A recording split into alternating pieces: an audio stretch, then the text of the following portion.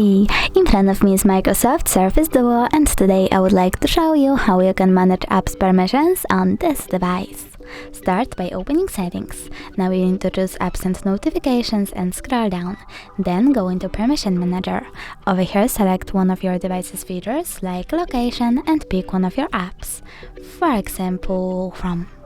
Now select one of the options, allow only while using the app or deny. I will go with allow only while using the app, so when I go back I can see that Chrome gained access to this device location while I'm using it.